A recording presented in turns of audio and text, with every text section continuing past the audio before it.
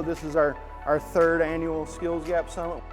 I want to thank y'all for being here today to support this that we all see as an issue that we're trying to fill. We're up against a really large skills gap.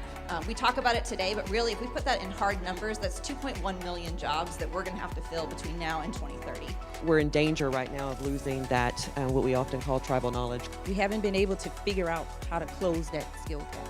And each year we're seeing, it grow and grow and grow. We're going in the wrong direction. We have to change. We have to do something. That we've got to figure out, how do we help? We have to help, because if we don't, we're not going to have the workforce. We have all the right people in this room. We've got this diversity of thought.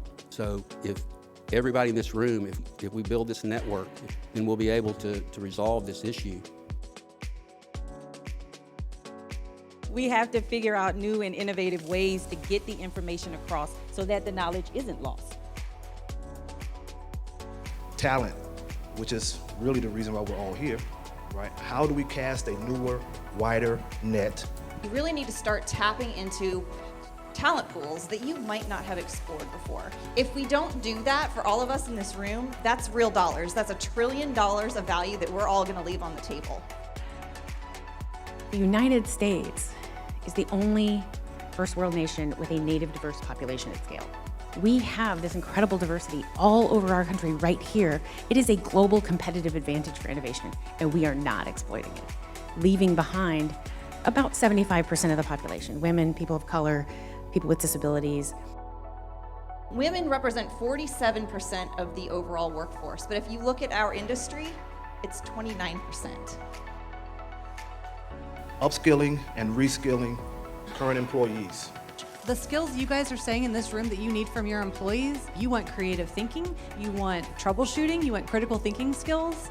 How are we getting that from multiple choice assessments? At the end of the day, when we take the time and we invest in training the next generation, in training those people and skilling them up, it not only makes them really good at their job, but it makes our life so much easier.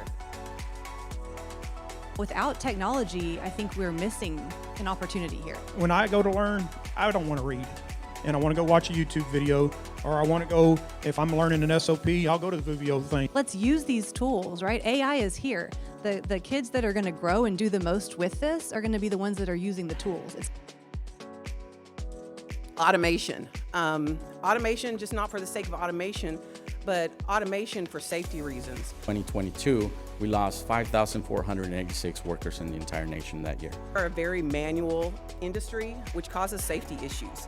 So we need to move to be more automated. We really need to stay on top of it and keep moving forward with our safety systems, the way we approach training, the way we approach hiring.